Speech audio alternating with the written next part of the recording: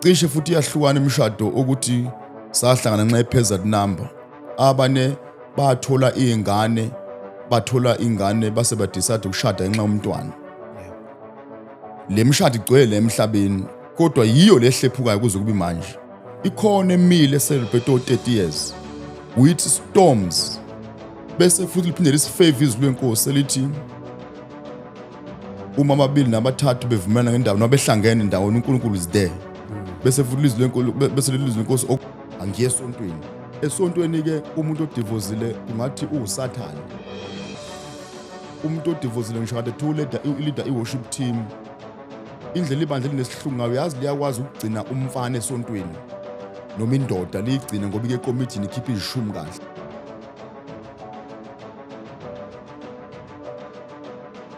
Siyabingelela bazalwane egameni lika Jesu Kristu waseNazaretha. Siyambonga uNkulunkulu kakhulu. uNkulunkulu lomfanele uduma. Thank you so much bazalwane egameni lika Jesu Kristu waseNazaretha. Hey bafowethu siyabonga kakhulu. Today I'm joined by umpostoli. Nizokhumbula nani sike saba nesingxoxo lapha eziyezadla ubhedu kakhulu lapha enkundleni zokuxhumana. Siyabonga bafowethu. uNkulunkulu makadunyiswe njalo. Makadunyiswe bafowethu, siyabonga kakhulu. Egameni lika Jesu Kristu waseNazaretha. Don't forget ngomhla 7,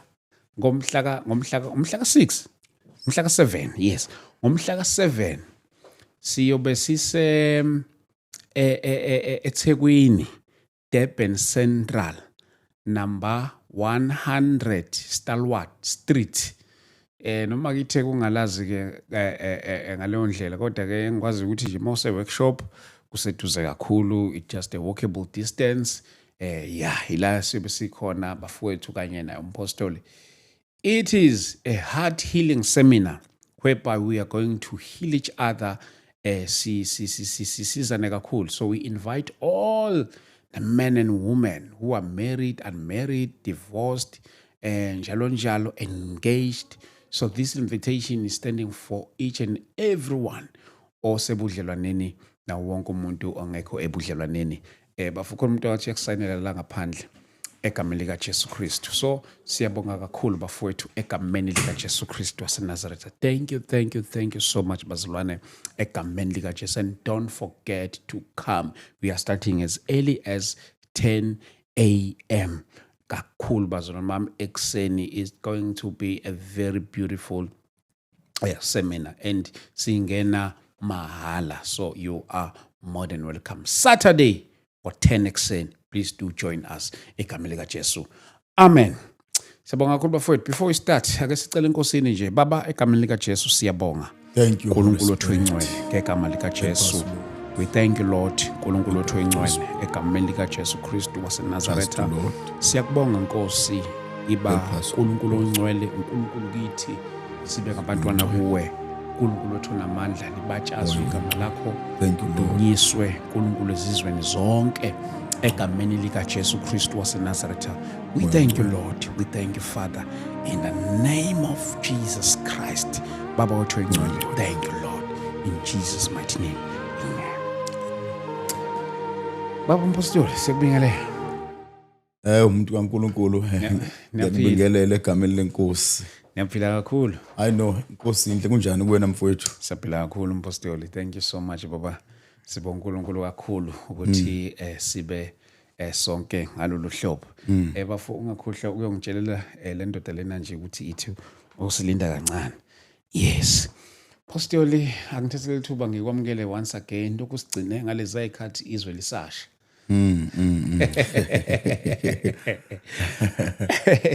Hey webantu. Siyathokoza kakhulu mfundisi wami Mntakadlamini ukuba siphinde sibonane sagcina sinalo ya part 1 part 2 or episode 1 or episode 2 now sila uzokwenza episode 3 esicabanga ukuthi uNkulunkulu uzosilekelela umoya ongcwele ukwelapha isizwe sikaNkulunkulu. Yes. Yo uNkulunkulu siyambonga kakhulu umpostoli kulama episode wethu esawenza ngabona kuthinteka abantu abaningi bangithumelela imiyalezo abanye babo bacela nokungaveli esho ukuthi yabona leni ikhulumayo into engekuyona ngqo iyangithinta kakhulu. I'm sure ke wena ke kumele uwathole kakhulu ama messages then mina ngawathola ngendlela esuke ngiwathola ngayo ngoba wena bukhuluma into ebathintayo. You see. So siyabonga kakhulu Mpostoli. So kwase kuba ukuthi ke uNkulunkulu usuholele ekuthenini ukuthi hayi ake sihlangane ke sizoyikhuluma ke sonke lento siphilisane einhlizweni ekulimaleni kwethu egameni lika Jesu Kristu. So yes bafowethu siyobe sikhona ke lapha eThekwini ningakhohlwa njengoba ngisho nje egameni lika Jesu Kristu waseNazareth njengoba ngisho nje ukuthi bafowethu siyobe siphelele sonke lapha ngalo lasuku la ngomhla ka7 kuyobe kuyiSaturday ngomhla ka7 uMarch mhla ka7 March la esiyobe sikhona khona address 100 Stalwart Street. Stalwart angithi Stenga? Yes, Stenga Street. Yeah, kulabo bazi amagama amadala. Yes, siyobe silapho ke bafowethu egameni lika Jesu Kristu waseNazareth. Yes, siyabonga bafowethu. Ongimolekele ifoni yami bafu ngoba yona inama questions engifuna ukumbuza wona lapha umpostoli njengoba sizoxoxa usezibingelelele umpostoli egameni lika Jesu Kristu sivele singena straight enkulumeni yethu esinayo lapha namhlanje. Mpostoli mhlambe nje ngisazokuyisa la ngama questions wethu mhlambe yini labantu abangayilindela nanoku encourage abantu abezayo yini ongayisho nawe ngalo lasuku. Siyanibingelela umhlaba wonke bantu bakaNkuluNkulu. Siyacela ukunimema njengoba seshilo ubaba umfundisi uDlamini silanje eThekwini kulo Saturday lo wakusasa nje. Njengoba kumhla ka7 March. Zonke izindawo abasele kwelase Eastern Cape, kwela kaXhosa, Joburg, Pretoria, Cape Town, umhlaba wonke, PMB, Port Shepstone, Durban, siyacela sihlangane ebandleni lika Mpostoli uLungi M elilande eduze kwase workshop number 100 Stalwart Street. Uma ndosuke workshop it's only 5 or 7 minutes ukuya kuleyo venue. Siyacela invite nabanye abantu aba engaged noma abantu nje abazithandanelayo ngolimi lwamaZulu mhlamba bazijolelayo siyaba invite nabo. Si-invite abashadile, si-invite abadivorcile, si-invite abashonelwa amakhosikazi noma amadoda abo nabasebuhlungwini mhlamba baluza izingane zabo. Ngizoba nomkhuleko omkhulu engifisa ukubakhulekela uNkulunkulu ayenze i-total healing kancane kancane kancane. Umoya oNgcwele uzosilekelela kunento eziningi engicela ukusikhuluma singekho la emoyeni sihleli nani sixoxa. Ngiyacabanga futhi mhlambe solithola nethuba lokubuza ndimibuzo elokhuzana embalo. Yes. Then ngabo May kuyale ku June soyihlela ama seminars la sobe sibiza khona bodwa abesifazana abadivorcile, bodwa abesifazana abashonelwa amadoda, wodwa amadoda adivorce nabashadile. So sazoyihlukanisa kodwa kwamanje ngicela siphele sonke thina esiphila emhlabeni nozobe free nje afika zo-attenda le seminar. Kuningi esokuzuza kakhulu ukuphila since uNkulunkulu ethatha ibandla lakhe elisa kwenye i-dimension. Siyacela ukubonga abasontayo nabangasonti, inkulu into umoya oNgcwele azayikhuluma sesindawonye. Yo Apostoli siyabonga kakhulu. Yes njengoba sishilo bafowethu naseGoli yabona indlela enginikhathalela ngayo ngakhona buka ngishutha ngila eThekwini ngisuka eGoli sizoshutha lapha eThekwini. Enye izinto engicela njengoba nanibone nezinkonzo ezenzayo uDlamini okanye kangithi iST Media ayina sponsor.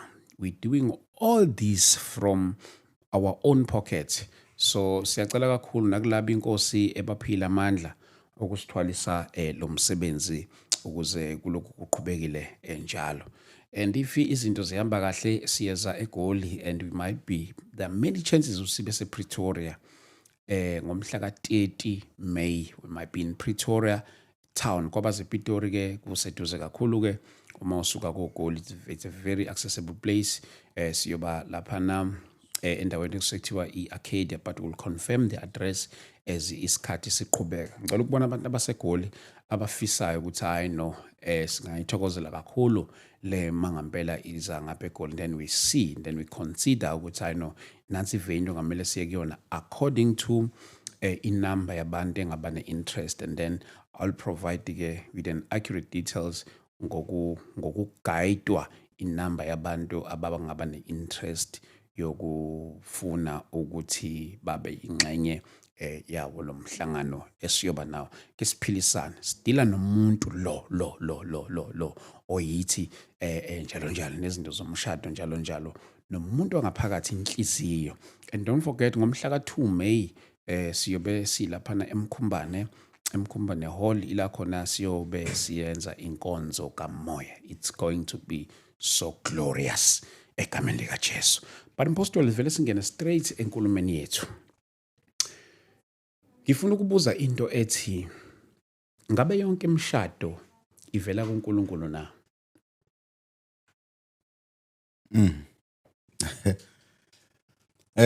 Okay. Mtakadlamini mhlambe ngiyocela nje wonke abantu abasilalele balalele ngenhlonipho, balalele ngokuzithoba, Yes. bangilalelisise kahle. uNkulunkulu la uzophakamisa isizwe sakhe after ibandla likaNkulunkulu libe kwi-crisis. So ke uNkulunkulu wenza a full force ukuthi indlu kaNkulunkulu ibe clean.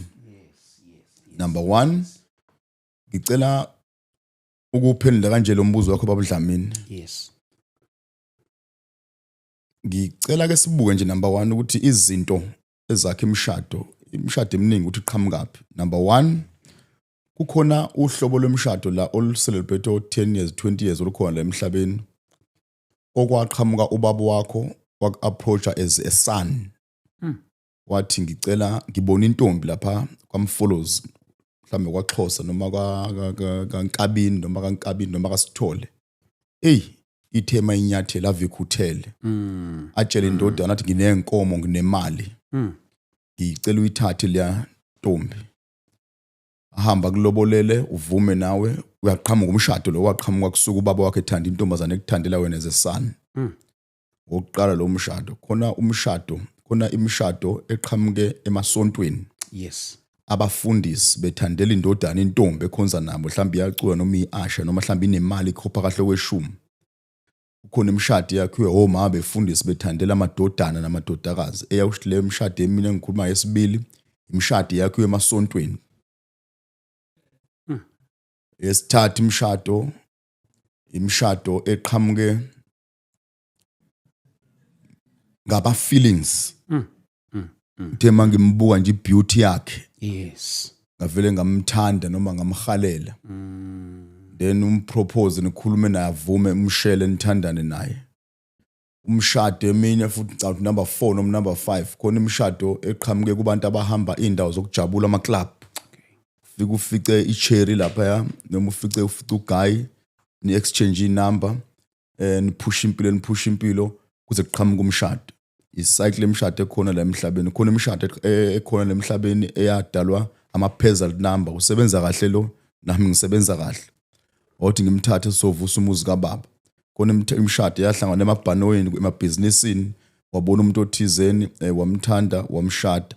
Kube khona imishado mfowethu uDlamini bangilalele kahle abantu. Khona imishado ya creator uSathane engaveli uNkulunkulu efuna ukuzofaka ipicture embi ngomshado, ezophendukezela amazwi athi umshado uyisibusi sesivela kuNkulunkulu. Emini imishado yawu celebrate 10 years 4 years noma 20 years kodwa ingaveli uNkulunkulu. Bese kuthi lastly kuningi ngakubala imishado ekhona emhlabeni uyaqhama kanjani. Kuwabakholelwa emadlozini uzwe umuzwe wethu umuntu yilo umfazi ngamphiwa idlozi. Emini imishado iqhamuke ngemithi, uhambe usebenza intombi abantu uyisebenze ivume kuze kube nomshado odalwe imithi. Sure. Nomshado othi hayi lokho ngamceleke kwabadala uma kukhona abantu ababhilivela kwabalele. Bese kuba khona umshado mfowethu ngizophendula umbuzo wakho.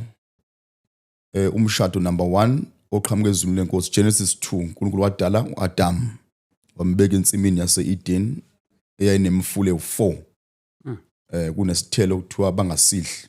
uNkulunkulu wayeselalisa uAdam wakhipha uEva, kwaba umshado loyo. Wababusisa uNkulunkulu ekhuluma noAdam, kuthiwa wemvakashela njalo uNkulunkulu entambama.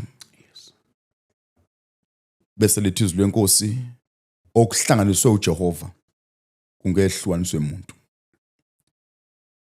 Mani ngangilalela kahle, yonke le cycle emshado engiyibalayo, imshado existayo la emhlabeni, emini ihambe kahle, emini chaotic, emini ne-abuse, emini ne-trauma, emini ne-suicide. Yonke le mshado engiyibalayo ikakhulu esizweni sabantu abamnyama. Abantu abamnyama sibanga nayo ilakhi yokufundiswa ukuthi uthandwa kanjani umuntu wesifazane. Iningi labantu abamnyama nje la emhlabeni nje kuyazithandanela, kubonwa ngendlela. Isikole asikho, namabandla azamayo nemphatho ezamayo, kukhulunywa nje ama-minor thing, izinto ezimbili ezintathu. The truth is mfowethu, kunezwi lenkosi engifuna yonke nililalele. Elithi okuhlanganiswe uNkulunkulu kungehlukaniswe umuntu. Ngiyasiphinda futhi lezwi lenkosi. Okuhlanganiswe uNkulunkulu kungehlukaniswe umuntu. Uma singabamba lo line emhlabeni sonke, songafuna manje sehle sibuka ukuthi le mshado ehlukanile yayihlanganiswe uba. Sure. This is too much and painful le statement engisisho manje. Kodwa ngicela abantu basigwine njengoba sinje ukuthi cishe iyahlukana imshado esahlangana nobuhle. Cishe futhi iyahlukana imshado ukuthi sahlangana nxa ephezulu number. Abane bathola ingane base badecide ukushada ngenxa yomntwana. Yeah. Le mshado igcwele emhlabeni, kodwa yiyo lehlephukayo kuze kube manje. Ikhona emile celebrate 30 years with storms. Bese futhi liphinde lisifavor izwi lenkosi elithi uma ababili nabathathu bevumelana ngendawo nabehlangene ndawonye uNkulunkulu is there.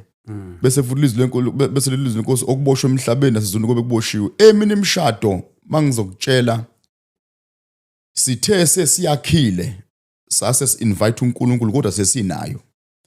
Senza njenganabafana abaningi la emhlabeni ukuthi bathi beya emission beyothi ngifuna intombi mfundisi noma mama umkhokheli, sebevele bayathandana kuwena nje sebezokhuluma nje kodwa vele sebeyathandana.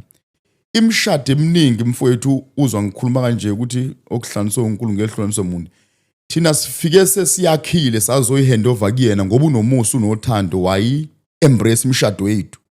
Wayiphatha kahle futhi ya celebrate kwamnandi. Emini yalimala ngoba safika sesiphethe ingcosana imshado oqalwe kuNkulunkulu. Ukuba uNkulunkulu akuphi unkosikazi. Imshado eminingi yonke siyibuye ngalehle ngibuka ngalo nje ukuthi umbaba wengane asivele shade, unepheza number asivele shade, ngimpiwe idlozi engihlala naye emgaqweni, ngavele ngamthanda ngihlala naye eklabhini. Yonke lemshado engiyibalayo lena yiyo lenga exist. Yiyo lethi mayishakwa ithola ukuthi ayimile. Yiyo lemshado ukuthi sokulotshole kwazi kwacolwa ngisho abantu kwenziwa kwabenza inyonge benza yonke into enjalo, kodwa mayishakwa izwala ukuthi isisekelo sayo is not God. Yini ke dala lo mntaka Dlamini? Number 1, amadoda abantu besilisa abagcwele umhlaba wonke bashifta kwiposition noNkulunkulu. Okwenza ukuthi iphimbo likaNkulunkulu elalikhuluma njana kuAbraham liyingcosane emadodeni. Yiki izinqumo zonke azenza manje concerning ukushada. Mancane amadoda ashada ngoba ecele uNkulunkulu ukuthi ngiphi umsizo njengami. Nabesifazane futhi ubona kune crisis engaka nje, mangima lapha epulpit ngiyisingili, ngipreacher noma ngicula noma ngiprofeta noma ngiyiasha, kulula ukuvuma isicelo sami sokushada bengabuzanga uNkulunkulu. uNkulunkulu ngakube lo mshado engena kuwona uwe yini baba? Yo. Bangixolele asebengele emshadweni kwane crisis. Bangilalele baphinde futhi bathi ukuhlisa nje umoya bona. Bangazikhondem futhi la bekhona. Eminingi imshado futhi uNkulunkulu uyithandile ukuthi noma senishade ngalendlela enishade ngayo, kodwa uma nizithoba kuye nikhuleka nithi inkosi ufihle lo mshado, uyama umshado kuze kube sekugcineni. Ngiphendula umuzi wakho baba. yonke imishado ivela kuNkulunkulu na? Cha. A big no. Ikhona imishado esiyakhile uNkulunkulu sasimfaka. Ngobe yakhiwa uyena ihlukani. Wafakwa yithi sathi uNkulunkulu ngena la. Wes uNkulunkulu mhlambe khona bezwa ngizwa kahle abantu. Asikhulume ngelokhuzana ngesithando somlilo okuthiwa wabasoka sikhombisa. Leya big 3 eyaphosa esithandweni somlilo ayimbizanga isikinga phakathi. Kho umuntu wangena emlilweni waphila. Wangena kuqala wayesebalinda. Bafikela kuyo esebamba amandla omlilo. Iyonto eyenza abangashi kuze kuthiwa nje wabonakala indodana yowesine yehla enyuka. Wafika wangena kuqala wayesebamba umlilo base bephoswa bona esevele sengaphakathi. Thina kuphambeneke manje siqale sangena thina emlilweni sasesimbiza sesisha. Kule mishado kukuyona. Wonke umuntu ummeme not yonke imishado. Eminingi imishado simmeme singaphakathi. Sadukoza Nkosi thatha indawo. Okufana nama-preachers. Ama-preachers namhlanje awayithathi kakhulu intshumayelo kumoya engcwele. Ayibhala wona bayesethi uNkulunkulu ke uthini ngale ntshumayelo kanti siyicela kuye kuqala. Asi-interpret thina siqeda umoya engcwele angazange interpret. Uyena umoya engcwele oyisusa sokuthi uthini umoya engcwele uthini umoya engcwele ngikulalela umoya engcwele uthini ngifike ngithini kubantu ngithini kule prophecy ngithini ngizocula liphi iculo. Thina vele siziqophela ingoma without uconvince umoya engcwele. So ke mfowethu ikhona imishado engavelanga kuNkulunkulu. Ikhona imishado evele kuNkulunkulu. Evele kuNkulunkulu ayihlukani. Madoda. Ngifuna ukubuza nawe umunye umbuzo preparele futhi la. Amasonto ayabe nama systems awenzayo uthola ukuthi mhlambe umuntu esefuna ukuganwa njalo njalo. Ngabe ngiyazimhlema ama system ayangafani. Kodwa ngabe lawo ma system ayamlekelela yini lo suke eshada ukuthi amgcine umuntu emshadweni up until kuze kuyofika isikhathi sokufa? Ngomgqibelo lemishado engikhuluma ngayo ngizobe ngichaza deep in details okwamanje ngithi nje abazi abantu ukuthi imishado enje kodwa ngomgqibelo ngizothi ku deep in fact unyaka wonke for the rest of my life ngizobe ngichaza ukuthi yiko kwaba nje kulo mshado ngoba uhlangene kanje. Anguphendule lo mbuzo wakho mfowethu. Yes. Ngicela kulale amabandla la uthiwa ama-Pentecostal Charisma nama-mainland churches. In fact wonke umuntu ohamba esontweni nabangasonto bangilalele kahle. Yabona mfowethu icycle yamasonto amabandla special abantu abamnyama. Lethi nje ngenza ucwaningo akhona amabandla emhlabeni uNkulunkulu awakhulisile concerning indaba yemishado engagement. Imishado akhona amabandla singaqamanga ngathi wonke umhlaba ukwicrisis. Akhona amabandla nje afundisa kahle abantu bazibangene kahle emshadweni futhi bahlale kahle after emshadweni. I-teaching yinhle emva kokubona i-mess up enzekile abantu be-divorce. Kodwa from nginde mhlambe lethe ngiqale eduze mhlambe nginde ngo-2016 2017 18 kuze kube manje kube nemishado eminingi elimalile kule minyaka nje. Dala bebelimala kancane abantu mhlambe kuphele 5 years or 2 years imishado la kune crisis esuye from 2017 mangicabanga till njengoba ku 2026 kuyadivorce ama separation. Ibandla mfowethu alinasi isikole sokwemukela abantu abadivozile. Alinasi isikole sokufundisa abantu abaproposene. Alinasi isikole sokufundisa abantu abashadile. Mase kuza kumbuzo wakho mfowethu ukuthi ngakube libo kanjani indaba yama divorce ibandla. Imess eqala kubafundisi. Imess eqala kuma befundisi. Imess eqala kwi-commit lamabandla. Imess eqala kuma members. Make bezwa bethu udivozile bathatha iside bengalizwanga iside lesibili. And ibandla lenza imess yokungena into yabantu ababili ibandla lalingekho beproposana. Ibandla malingena lifana nse nabangani. Lifana nse nama families abokankosikazi nabokamfana. Mase ne crisis nihlwa imishado wena nobabili. Labantu babengena bancane abangena bene solution. Angiye esontweni. Esontweni ke umuntu odivozile kungathi uSathane. umuntu odivozile ngisho kade tu leader i-worship team, indlela ibandla linesihlungu ngayo, yazi liyakwazi ukugcina umfana esontweni noma indoda liyigcina ngoba ike committee ikhipha izishumi kahle. Ibandla liyakwazi ukuyiyeka lo ndoda lizonda unkosikazi. Sure. Indoda, amadoda futhi lawa amaningi agcwele emhlabeni uma efuna ukuzenza mahle emasontweni, afika akhipha imali abese sisaphaza amakhosikazi awo ukuthi ufebile lo, uyalalwa lo, uyaphuza lo, uyadelela lo. Lezo zinto ibandla indlela elihluleka ngayo, abafundisi baqhubeka bakhosela indoda ebulala umama. Nabesifazane bayakwazi ukutshela abafundisi ukuthi indoda yami inje ukuze ubone excuse me siyingane, ayikho isolution leyo yokuqonda le ndoda ukuthi we baba uwo limaza umshado wakho, we mama uwo limaze ulokhuzana umshado wakho. Abafundisi abafundisekile tu, abafundisa abantu abaningi cela bangilalele kahle, kunale verse ethi uNkulunkulu uyayizonda idivorce. Abantu abaningi bafunda lo line, khona uline lapho olandela lamazwi lawa othi isiyaluyali nento engena peace uNkulunkulu akayifuni.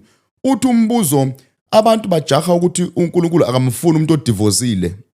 No, alisho njalo lezi lenkosi.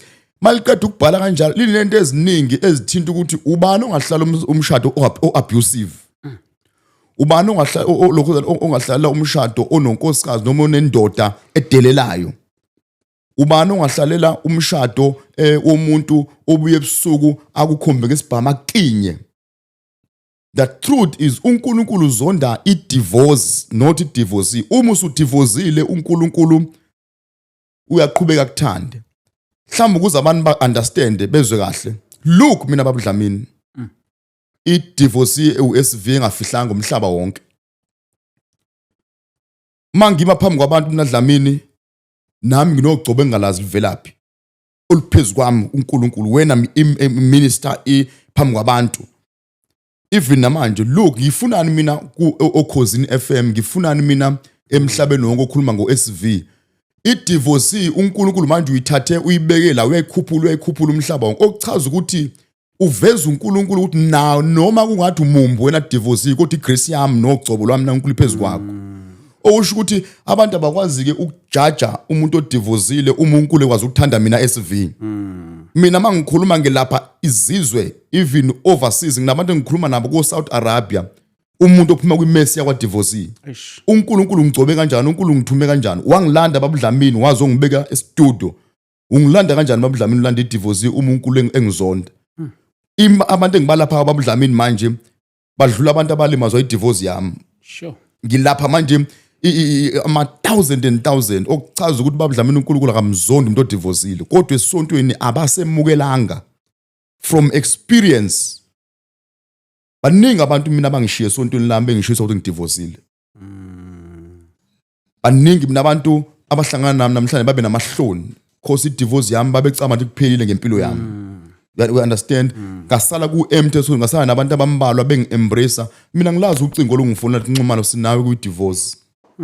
Nxumalo sizule thumu ngakho uhambile, ngilazi lo cingo lomuntu odrive imoto athi sokubona Nxumalo naku ukudla nakunalo. Kunaloko bangiphusha baze bangiphushela ekhoneni. Naba and two amakholwa okuzobonda afunisekile umkamfundisi wefike nami. Umkami esehamba bamlandelelana abantu bephapha beshiya amabandla beshiya umfundisi okuyena abamaze ngawe. Leni fana ukuthi umfundisi abize i-guest speaker e-USV Nxumalo ezoshumayela amakholwa akhe bese phapha athatha inamba ya-SV.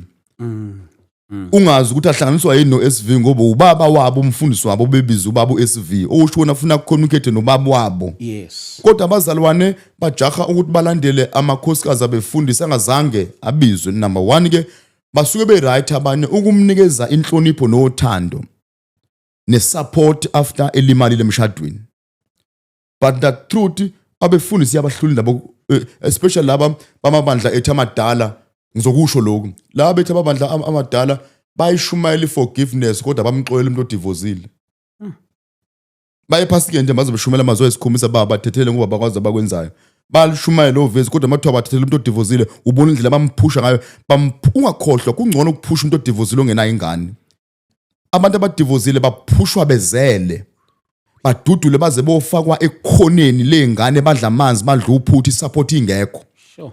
baze bashintsha amabandla bayosonta kwamanye amabandla lamabandla amana agcwele la emhlabeni awayona lento engikhuliswe ngayo khona amabandla amradi kabi lemhlabeni anayo yonke imaterial kodwa uthi ungena uzubanda qa yibandla ungade li social gathering namhlanje abantu abaningi bakhosele kulowo masonto akwenze kulutho abayizwa leya nto kamoya ongcwele leya nto ebiba sustain kule local church abantu bakhule kulo amabandla beseva ngokuthembeka kodwa mhlawumbe divorce abakhishwe eminyango ibandla liyahluleka alinayo indlela asibathola futhi nobaba abadala bazi bayambulula bathi obona ngisho abaningi mawuthi nje obaba abadala uthi nje uyo report umshado wakho umuzwa ngisho ukukhuluma umuntu akalazi lo luhambo yena ukhuluma nje kalula nje akayazazi izicatha zakwa divorce i-divorce i-case uMntakadlamini i-divorce i-mess i-divorce i-disaster i-divorce akuwona umdlalo ungezwe abantu bephawula noma kanjani nge-divorce ikakhulu emasontweni siyanicela abantu abakholwayo abantu abaphatha amabhayibhili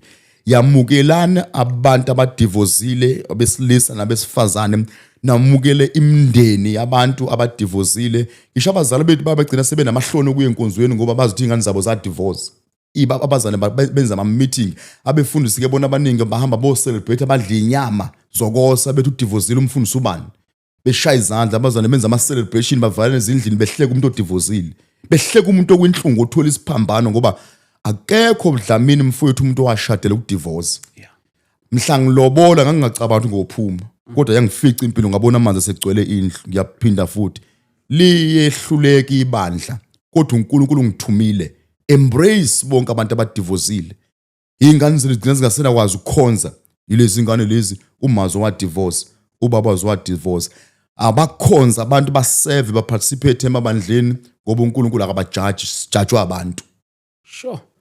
Yeah, ne bafowethu sizonibhaza nje sizonibhaza sisiyeza lapha eThekwini sizonibhaza and don't forget we are also coming in Pretoria ngomhla ka30 address okanye venue to be confirmed in no time. Yes, ngifuna ukubona nje people who are having an interest yawolento so that sizobona ukuthi iphi venue esingayiconsider. Pastor ke ukuthi umuntu mayizoshada ke kube nezinto zoma 50%. Isikhathi esiningi ke thina abazalwane siyayisithi hayi umele wenze in community of property ngoba hayi as if ngathi yona sign yo ngathini yamakholwa yokuveza ukuthi umuntu umthanda ngempela yes mase sihlukana ke la ezamakholwa senze kanjani sikhona isidingo sokubanga omo 50%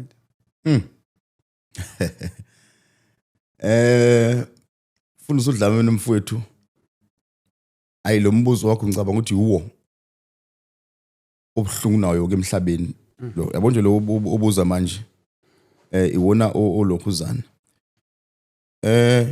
ugovernment wethu usizile ukulekelela ukufundisa abantu ukuthi indlela yokushada injani so ngiyakukhuthaza ukuthi abantu bonke bahambe bayolalela labantu abafundisa ukuthi imishado kufanele before ungene emshadweni kuqale kube nezingxoxo ezinjani ukuthi yini ebhilonga kuwena yini ongabhilongi kuwena ukuze kungabikho le crisis engizakhuluma ngayo manje abantu abafundiseke ukuthi okay njengoba nje ngipropose nje manjena ekhaya sinomuzi nginemoto ezo3 mhlawumbe uthatha umuntu ongenalutho ongane mina ngifundile mhlawumbe ngipropose umuntu ongafundanga so ke siyacela abantu bakukhuthalele lo kakhulu ukuthola ulwazi ukuze mabengena emshadweni bangawenza imess lenzeke emhlabeni sengicela ukungena ke kulento ngoba seyenzekile yes ake ngivele ngiqale ngathi nje befundisi noma ngiqale nje ngowami umshado noma kungafanele njalo lo ngifaka wami umshado but ngicela ukwenze sibonele ngoba mina ngikhuluma mfethu Dlamini nje okune mina ngidlulile kona Dlamini yabo njengoba ngithi manje ngizokhuluma ngo50% mina no mama no ex umama unkosazwa umama wabantu abami sahlala phansi being honest hambe nengane zami ezo2 ezinhle mangihlangana nazo after i-divorce zigcuma zize kumina zihleli nowesifazana oziphethe kahle zi-right ingane zami with mom ukube zahamba nami ngaba zinjena ngoba mina ngaba imess after divorce mina ngaba ne-trauma ngalimala psychological after divorce kodwa zona ngiyazibona ukuthi zi-right noma ngisazikweleta. Washo yonke into ngoba imali ye-pension fund akuyona yamfundisi ongena payslip. Ngisakhuluma ngopastor la, angakhuluma ngamadoda lemhlabeni. Ngizokuthinta futhi kakhulu omgqibelo. Okay. Lapha kaMphostoli Lungu muntu wasiya khona. Angikwazi mina SV onesonto ebili nemoto eziwu2 kwami zafela zagugela esontweni ngithutha abantu ngazo kweza ex wami. Walimalelwa imoto zakhe nemali yakhe sakhe isonto ePMB la sonto sakhona. I-Audi yokuqala esayithenga yaguga ithutha ama students ithutha abazalwane all over ePMB ngaphumula driver abafana abasonto nami. Yafela esontweni. Mase sidivorza mina SV sokufuna ngodla imali ngoba ipension imali yomuntu. Ipension ayona imali yendoda ngiyalinganisa. Nakini bantu besifazane nini ningasebenzi amadoda kanjani asebenzayo. Ngicela kube fair kulabo ke ngizoza kubona. Ngisafuna ukukhuluma ngathi nabefundisi la ngoba uNkulunkulu ngiyazi uma kwalunga kuba gcotshwa izwe liyolunga. Uthi siphindile statement sami uNkulunkulu makasiza athi sahlala ama position right nabefundisi ngizokhuluma ngomfundisi nami. Kwakuzoba wrong ukuhamba ngogumbi imali yakhe hambile umngami nengane zami. Ngiphume ngothenga imoto entsha ezogitshelwa intombi yami entsha engizoshada nayo. Izodla imali yenyembezi zomngami hle nabantu abami. You understand? Kange ngikwazi ukubamba istatus kwakumphoqa ukuthi kungcono ukuthiwe ngihamba ngamatekisi anginamoto kunokuba ngithatha imali yomuntu mephunyele u300,000 ngugebhule u150 ngiyodla wonke. Ngoba ngithi u50% imali yakhe epension okufana ngabe uyayigcina. Ithi into sahlala phansi washo ngidinga into engaka u1 no2 no3. Yaphuma le mali ngayiphushela kuye. Ngaphinde ngabuza khona la kushoda khona wathi ku right. Uhleli nengane zami ngiyawasho lamazwi. Ngokweqiniso kufanele singathathi ngisho isenti ngoba ufuna phinda ibeke le mali ukukhulisa abantwana ngoba amadoda ayafail ukukhulisa ingane emazambe nomama. Awazi support naloko afika zonda atzahamba noma wazo. 50% mfowethu ke umindoda ingasebenzi. Musani nabesifazane umindoda inamabhizinisi nemali nje ukukclaim u50% enzawudla namadoda. Nansi crisis ke enkulu. Abesifazana abaphuma la bajaha ukukclaim imizi yamadoda, baclaim amabhizinisi neemoto zamadoda kulo 50%. Bawukleniswa kanti akazohlala angaqomi. Bawuclaimisa ukuzoqala phasi manje bayomngcebeleka nendoda entsha bedla izithuthu zendoda. Ibani fair abantu abakholwayo manguza ku 50%. Msana ukulwa niclaim imali kanti anizuzidla ngendlela eright. Ibani neqiniso uma nabazalana ngiyakubona abantu mabengasonti abantu bengasonti akekho umoya engcole balawulayo laba abaphethe amabhayibheli laba abakhala njalo enkonzweni laba abacula kakhulu laba abathandaza kakhulu abalenza iqiniso bayeke abantu ukuphila amanga abakhuluma iqiniso hey angikwazi ukodla imali kuze kukhale ingane zami kuthiwe nje nimbone egibela imoto nje wathatha imoto imali yankosikazi kungcono ngidla amanzi mina zilonke ehambe nemali ngoba vele nje obesebenza kanzima iqeda 10 years 11 years emsebenzini ipension yakhe nendoda enemali nenamabhizinisi noma uthisha mayidivorce musuklema lezi imali ngithi mina nina madoda amanidivorce kuphuma le mali epension musana uyeke ukokondla ingane zenu nondlela izintombi ezintsha nondlela amakhosi asesibili enizawathatha ngoba labantu abalotshelwa kwesibili ave bejabula ngoba bazothola ama benefit abangazange bawasebenzele iyo ngilongishila ukuthi akungaphunwe emshadweni lesigcizelelo sami lesindimi akungaphunwe emshadweni ngoba injabulo imali zonke yonke nani uthi nako ingane igcina singasaku enjoy lo muntu omusha ngoba labantu abadivorce yabonke abaphuma bapholisa amakhanda bathi bephuma nesebeqomile sebeyoshada akukho wrong lokho akukho wrong ngizokuchaza lapha kwisemina ngizokuchaza futhi mhlambe ngoJune July lokho akukho wrong lokho umntwana nomuntu udecide kanjani kodwa ke mina ngiyayikhuthaza into nokuhlalisa phansi upholisa ikhanda ube calm down uphuza amanzi mawuzokwenza isinqumo ungavele nje uvuke soyoziduduza uzotholeni imonster lithi mfowethu Dlamini akube fair when it comes kwi 50% ungashinga nabantu ikhala udla imali yayo hamba kwakho umuzi ngepension yomngakho uzohlala neni intombi noma nomunye umuntu umngakho ekhala nani bomama ebalance sana ujaha uclaim imali kanti nozidla nabantu abanye nosidla nemndeni yeni. Yiko kusukela la nje kufuna ukubulawana. Kuyabhutshwa la ku pension fund mntakaDlamini. Yabo la kuphuma izidumbu la kugijinwe la. uSathane ungene kubantu abathandaza bephethe amaBhayibheli bese emakomidini bajaha amakhosikazi kubangwa le mali nje. Wahamba nemoto zameza u3 lo. Kuphi ukukholwa? Akukho. uNkulunkulu akasiza abantu umoya ingcwele akasiconvince emntakaDlamini sibuyelwe ubuzalwane engicabanga ukuthi yona ababuDlamini intenze ngaphila emhlabeni nafana ngabe kade ngashona. Ngimiswe ukuthi inhliziyo yami ngumzalwane. Kodwa izinto engidlule kuzo fana ngabe nakade wacula amagugu kumina. Into engiphilisile inhliziyo yami pure.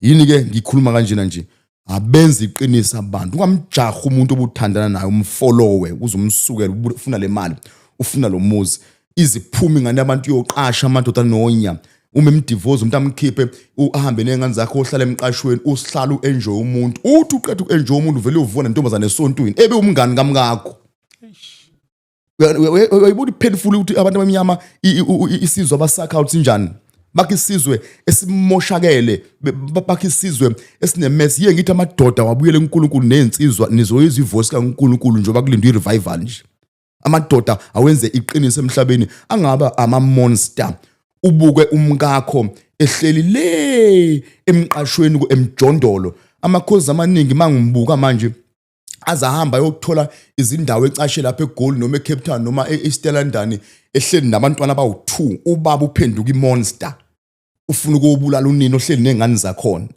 namakhosikazi adivozayo ajaha amadoda afuna ukubulala ubaba wengane uyozikhulisa kanjani izingane wabulala uyise wabulala unini crisis iyo ngithi divorce awuvalwe lo mnyango uthula uthi tu abantu abahlala emshadweni ba-enjoy baphile bahile baqhubeke baye phambili ozophuma angitshele ukuthi mawuphuma umshado ufana uphuma etoilet uyongena ekitchen Sizonibhaza nje bafowethu kusekuningi okuyothindeka laphana eThekwini lana nje siyazi sizonibhaza sigcizelele nanesimemezelo uba siyobe sihlangene khona laphana eThekwini ku number 100 yes Stalwart okanye Stenga Street kwabazamagama amadala ila siyobe sikhona lapha edolobheni niyamenya kakhulu ke bafowethu ibani ingxenye yawo lomhlangano esiyobe sikuwona la izo zonke ke lezi zinto esiyobe sikhuluma ngazo so you're all invited and then siyeze eGoli njengoba ngisho ukuthi ngicela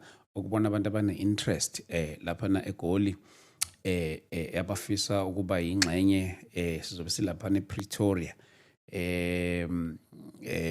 ngicela ukubona abantu abane interest ukuze sizobona ukuthi ivenue engingayiconsider engingayiqasha lapha na ngamele ngiqashe ivenue engakanani and don't forget also awungithwaliseni bantwana basekhaya please ngithwaliseni bantwana basekhaya yabona nje ngishutha ngelayite phela ngibuyele eGoli khona namhlanje kumele ngibuye futhi Saturday siyobe silapha njalo siyobe siseGoli futhi ngiyabuya futhi lapha ngome so kuningi ngithwaliseni bantwana basekhaya ukuze lo msebenzi wazi ukuthi uqhubeke whoever who's willing don't worry I so wish ukuthi lo msebenzi ungabi inkinga lapha emahlombe Apostoli ngifuna ukubuza siswe ngasigcineni ngifuna ukubuza nombuzo othini sesihlukanile ke uma sikhona isidingo sokuyoxolisa ngiyanini ke ukuyoxolisa oh thank you umuntu kaNkulunkulu mhlambe babuDlamini ngicela noma ke abantu abaningi benga mhlambe angiyekele ngendlela engizoyibeka ngani ngicela ukuyibeka nje kanje ngicela ukukhuluma ngoSV okay mina babuDlamini umshado wami waqedwa uSathane namadimoni bewuhlanganyela wesibili umshado wami babuDlamini imina engawumosha ezindoda ikhona engamphushela kulo uex wami ngiyamkweleta ukumsiza ukuthi uphuma kanjani kulo ikhona babuDlamini elihleli ingane zami ngiyazikweleta nazo ukuthi ngozikhipha kanjani mina babuDlamini umshado wangehlula angifundisekanga ubaba wami washona ngimncane ngaqeda umatric ngahamba ngosebenza ngaphila impilo nje emhlabeni yokuba upastor nganenhlupho babudlamini obizweni lami abantu base PMP bazokutshela akekho umfundisi kwiejamo walingwa njenganami mina ngalingwa ngiqeda ukushada ngishade ngoJune mhla ka-20 2010 Okay. ngiqeda ukushada babudlamini ngoJune ngoNovember kwase kuyisibhicongo emshadweni wami umkama zange alithola ukuthandwa indoda angikaze ngiziveze impawu zokumthanda unkosikazi wami zokumkhulisa ngangishumayela ivangeli eBackville emandleni lakithi Apostle Faith Mission yangikhonza kulo sathi siqede ukushada sasibhiziness ministry kanti ministry limaza umndeni wami ngathanda iministry ngalimaza umama ukube ngangifundisekile kwakufuna mangishada ngihlala nomnyaka owodwa ukuthi how to love a woman you understand a precious gift eqhamuka kwifamily efundisekile eqhamuka ebandleni elisindisiwe eshade isencane yeza kumina yeza kumuntu onogcobo kodwa ongafundisekanga ukuthi uphathwa kanjani umuntu wesifazane ngithi babudlamini ukuze abantu bangizwe kahle angidudula umuntu ukuthi abantu abahamba boxolisa kodwa ngithi mina SV owami ngiyamkweleta uX ngiyamkweleta noma kuthiwa akasawuphinda abuye empilweni yami ehamba uhambo noyengane zami ngikweleta lamazwi babudlamini athi ngiyaxolisa ngendoda ngawulimaza umshado singenze njani ukuthi uthole ama psychologist singenze njani ukuthi uthole ama counselor ukuthi owesifazana odentwe indoda egcotshiwe usurvive kanjani ngiyaphinda futhi webantu besilisa abagcwele umhlaba wonke nabesifazana makwenzeka ndidivorce msana kuba yinkukhu nempaka musana uhamba nicekelana phansi amagama enu hamba uhlangana nomuntu obushade naye after so upholile 2 yazi babudlamini khona imfihlo abantu abaningi ngiyazi angeke bangi-understand kukhona imfihlo babudlamini eyenze ngane total healing kwa divorce number 1 mina ngikhombanga umunwe kubangani bomkami angikhombanga umunwe kuye mina babudlamini ngijikisa umunwe ngathi umshado wami wachithwa yini ngathola ukuthi cishe mina ngibhizi no 90% ukulimaza umshado wami onezingane zami manje ngakhala kakhulu mase sekudivorce kanti ngikhaliswa ukuthi ngihluleke mina ukulungisa umshado kancane esho futhi uEx singabathola abantu abazosiza kulomshado mina ngenza ubudoda nogcoba ukuthi hayi ngeke ngoluleke kwamana amadoda mina ngeke ngiye lento yamadoda ongafuni ukosizwa yiyo lenza badose isibhamu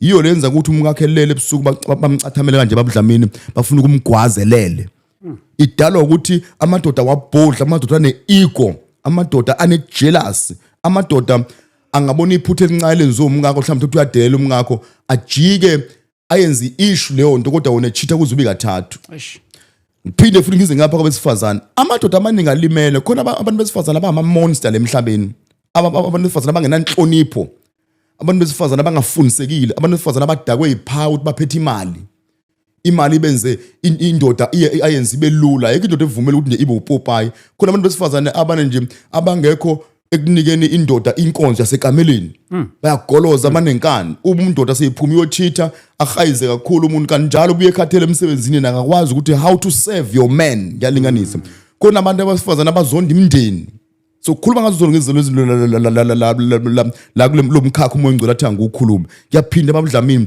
niyakweletana nobabili nina besifazane uma indoda seyithi izoxolisa vulani inhliziyo niphole noma ningenisabuyelana kodwa xolelanani ngenxa yabantwana noma abantwana ke kuthiwa ninabo mhlambe nidivorce ningenabo abantwana xolelanani ngoba nabantwana bakaNkulunkulu 2 ningafuni ukulimala kakhulu ngezinto ezenziwe emshadweni ake nikhumble nje usuku umhlanje niqala nje lo baba umnandi obatshontshwa uSathane ake nimvuse phela manje ake nixolelane nikhulume kamnandi nibonane yabo babudlamini uma abantu belenza lo xolo uzoyibona into ezakwenza uMongcwele emhlabeni wonke babudlamini uzoyibona uma abazalwane laba bemshado nabadivozile belungisa le mess le kukhona izinto lezi ze divorce njoba ingaka nemhlabeni in the church outside the church ivimba into efuna ukwenziwa uNkulunkulu kwaqhuma lento babudlamini ukuthi abantu bonke bahloniphe imindeni uNkulunkulu akathokozi ngebandla eligcwele abantu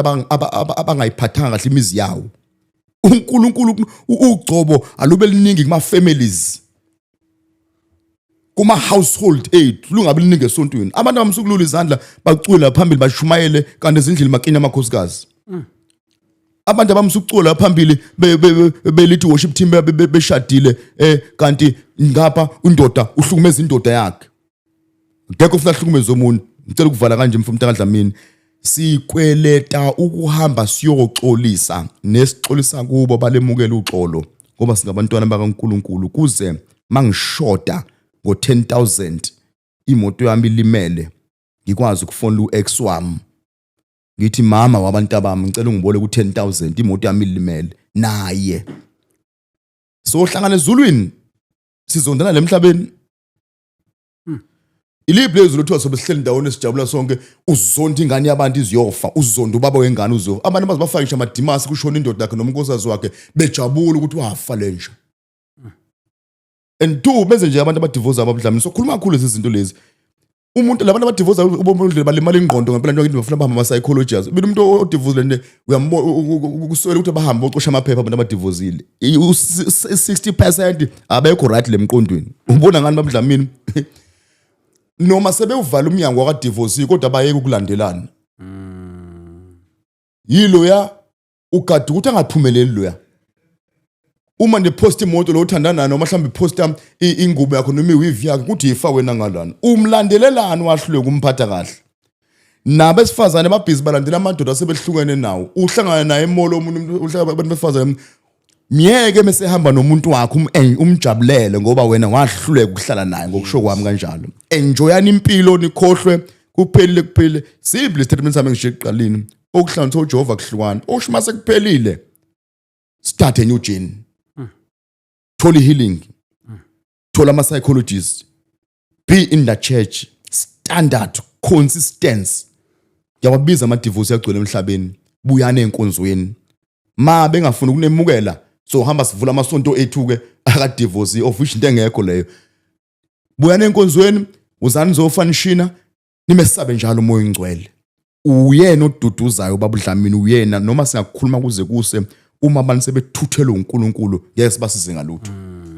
Yo Pastor siyabonga kakhulu bafowethu ngilokho ngishilo ke ukuthi ke zonke lezi zinto ke ama roots wakhona sesiya deep siyobe silapha eThekwini sesikhuluma zona zonke lezi zinto lezi so you're all invited be part of this. So ngicela kakhulu bafowethu umsebenzi uyaqhubeka ngendlela emangalisayo. Nabona ukunikhathalela kwami ukuthi kungakanani. Yes, Pastor, my last question. Kinento ethi uma si divorce sivele sesineyingane. Senza njani ke izingane ukuzilekelela entweni ukuthi zikwazi ukuheala from into esukifana lezi esuke zithintekile. I believe ukuthi ke zonke esuke zikhona angeke zingathinteki kodwa nje ukuziheala ekulimaleni okufana nalokho senza njani? babuDlamini biblically umuntu owathinta into yomshado umpostoli uPaul. Yeah. Ngisafuna ukuyikhuluma nayo umpostoli uPaul indlela ayimenshina ngayo. Yeah. uNkulunkulu azange ezweni lakhe mayinikeza ama scrolls esusa ezobhala iBhayibheli manje seliliningi ke concerning indaba yaka online iBhayibheli. Yeah. Yabona mfethu imanual ezweni lenkosi ekhuluma ngedivorce ayikho. Futhi imanual ekhuluma ngengane zabazali makudivorce so noma ingane nje kudivorce abasontana abangasonta ayikho. Sifunde kanzima lento. Yiko umoya ongcwele ethi angikhulume ngoba asikwazi ukuya kwireferences lwenkosi baphathwe kanjani. iBhayibheli ikhuluma ngabafelokazi nezintandane. Alikhulumi ngama-divorce. Of which is a crisis. Usho kuyavela ukuthi yakuyonto evela kuNkulunkulu. Yo ngithi ke engagement umjolo awube nepeace. Umshado awulungisa umshado. Talk, communicate, pray for umshado. Ngoba la kuziwa khona nizoqala imesse engakaze yenzeke. Kubuhlungu mntakaDlamini thina esiyazi from experience when kade kuhlelile endlini mfowethu niwu 4 noma niwu 5 3 kids you husband no mama makuhanjwa kwenziwa nje. Indodakazi ibhonda nobaba ithi ngiyasala notata. Bese kuthi abafana bahambe nomama. Mabehamba abafana nomama beyohlala khona ubaba ehleli nendodana. Lo mndeni uyasplita bese ubaba ethola umama omsha. Omunye ubaba benebhadi lokuthola umama ongalunganga. Kulomshado wesibili. Alimazi ingane. Lo mama wesibili ubaba emsebenzini isaba ukutshela umama. Ngapha umama ahambe nezingane zakhe eziwu2 noma eziwu3 noma mhlawumbe uboy nogela ahambe nabo ayohlala emzini noma umshiye emzini wakho. Bese ingane zingabi nencazelo. Nahlukaniswa yini notata? Yini utata esehlala eGoli wena uhlala eThekwini? Yini utata asibone kanye mhlambe ngenyanga?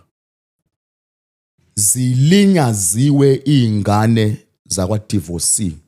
And abantu abadivorcile ngiyaxolisa ukusho lokho. Kodwa ngine authority ukusho. Abantu abadivorcile bonke owasayina amaphepha, ongazange achithe enze lutho, owachitha lethule yonke ine contribution kwi disaster eyenzekalayo. Mase bephuma abantu abadivorcile ba selfish. They don't think about families. They don't think about kids. But sobona phambili. Bacabanga ukuthi uphuma emshadweni, uphuma etoilet uyongena ebathroom. Mase seluhambo zisindi ingane. So uthola intombi entsha noma unkosikazi omsha ethi le ngane zake ngizithandi. Ila uzwa khona idivorce yabathinta abantu abami manje. Sidala futhi inzondo thina abantu abadivorceayo yokukhuluma nezingane zethu ukhulume kabi ngobaba wazo noma wazo. Mangobona ingane zami ufuna ngize ngihambe ngikhuluma okuhle ngoma wazo. Noma wami ohleli nengane zami ufuna ukukhuluma okuhle ngoba zali imali ingane zethu psychological. Ngicela ukuyenza ibe kimi ingami ngabantu babudlamini. Mina ezami ingane zo2 ngiyazikweleta. Yabo mangizibuka manje azisafani noma sasihleli ndawonye. Ukhona umehlukana othi salimala. Ukuhlukana kwamama nobaba. Ungcono omncane wese ingane kodwa njengoba bekhula manje uyabona ukuthi where is dead. Ngapha kufanele khona into esiyenzayo thina bonke abantu abadivorcile ukucabanga ukuthi siyayenza healing engane zethu ukufika negrocer sizikhiphe ziyodla. Zidle uhambe uzidropa kumawazo. Sicabanga ukuthi healing leyo, sicabanga ukuthi uthando. Samosha mhla kuhlukanwa. Lento ifana nani babudlamini, ifana into yenziwa abantu abamnyama abayijabulela athi umuntu wesilisa, hey nginengane eziwu4, nginengane eziwu5. Koma wengane abahlukene, they enjoy that thing yabantu abamnyama kanti curse. Le nto i disaster babudlamini. Umhlaba unje we failed as abantu besilisa to raise our kids. Yeah. And babudlamini sokhuluma ngomgqibelo mfethu. Iyo ngithi nami ngiyamcela uNkulunkulu abasiza abantu financially. Osoma business nabantu abanemali bakusponsorishe ngoba umbhobho kaNkulunkulu. La bekhona bengilalela bonke abantu abaphethe ingcebo abadedela imali abantu. uNkulunkulu usithumile kuba selapha izizwe. Kancane umuntu okhuluma njenga nami la emhlabeni. Nami ngivuswe uwe babudlamini ngiphelile kodwa buka amamiliyoni engiwalaphayo. Ayingene le mali abasupport abantu la ukuze uphile kahle nawe nomndeni wakho uyiqhube le ndaba zikaNkulunkulu. Yabona babudlamini lento esayenza abantu abethi asiba raise abekho close to us. Kunento engisazayikhuluma la ukuthi umama angeke amenze umfana wakho indoda yohlale uboy. Uma uvuma ingane zakho zihambe nomkakho lazi ukukhulula khona umfana wakho yohlale uboy ngoba uboy ubedinga ubaba ozomenza indoda. Ahamba ofisa umhlaba. Lento okujabula ukenje ukuthi abantu mahambe bezalisana. Awuyena ubaba mawusupporta ngemali. Awuyena ubaba mawufika kanye ngenyanga, awuyena ubaba mawukhulula DStv. You are playing into engabe idlala nawo umuntu emhlabeni. To be a father ilapho close to your kids. Akukuhle lento yenziwa abantu abamnyama esayenza ubusapha yokuthatha uMntombazane uyizalise ihambe yohlala nengane yakho ube ne firstborn ekhuliswa umama wena baba ukho kanti ubaba unesandla. Ubaba ukhulisa igirl indodakazi yakhe ayikhulise iziyophatha umuzi isebenze kahle emarketplace bayadingeka obaba. Ubaba ishelter, ubaba une-fatherhood, ubaba une-blessing phezu kwey'ngane zakhe akukhuluma i-future. Umsebenzi wamama emshadweni uku-ayina, i-stationery, ukubenza babe bahle, untanta nabo bancokolisa benze zonke lezi zinto abaphekele. Umsebenzi oraise iy'ngane zizibe ama-giant emhlabeni zidinga ubaba. Baphi labo baba-ke ngoba bekho basematshwaleni, basemjolweni, basazizala beno-30 babe no-40 bani. Imese lemhlabeni. We owe our kids ukuba zosizakala kanjani. So kwenza kanjani ukuthi sizakale ngane zethu saxabana sodwa nto esidivorceile. So kwenza ni healing ngengane zethu salwa sodwa kwathini. Yeah, bafowethu asiyithinte zonke lezi ngomhla ka 7 March sobe silapha ke sobe sikhona khona la eThekwini number 100 Stalwart Street esontweni okanye ake ngithi ebandleni lekaMfundisi Pastor Lungi M si usponsorishile ngendawo yakhe ila sibe sikhona khona. So siyabonga kakhulu bafowethu asibonane khona egameni lika Jesu. Bakuthola kanjani impostoli nabakudingayo? Siyabonga kakhulu umuntu kaNkulunkulu, thank you very much. Asihlala ngomgqibelo sonke bafowethu ngo-10 ekseni la drobheni this coming Saturday. Abangidingayo inamba yami 082 47 14839 082 47 14839. Ngokukhonza ngitholakala eMbali ePMB Unit 2. eMbali ePMB Unit 2. Siyakhonza lapho ngo-9 siphuma ngo-12. Makuba umusa ke bafethu nonke umhlaba wonke. We love you.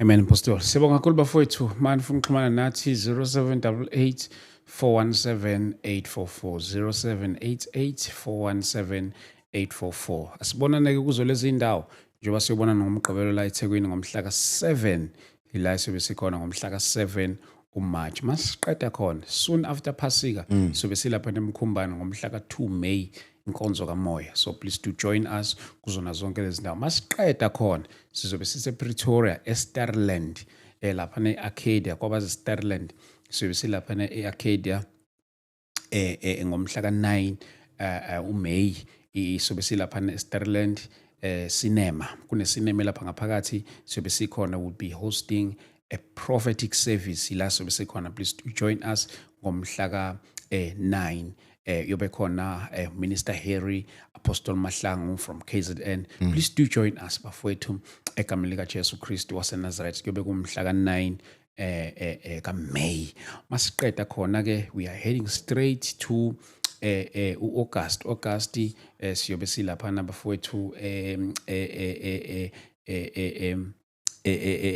Joburg around Malvern la sobe khona sine road show. But before that njengoba ngishilo ukuthi mhla ka30 May siyobe sise Pretoria kanye nayo lesemina. Insuku lekuziyaqhubeka. These are our gatherings. So kuningi kuseza amanye sengwakhohle ukuthi angiphethe into la engwabhale khona. But our last gathering izobe ngomhla ka31 October siyobe silapha eSoweto eDlamini Multipurpose Hall. uNkulunkulu makanigcine ke bafowethu, sibonane la ngeepisode yethu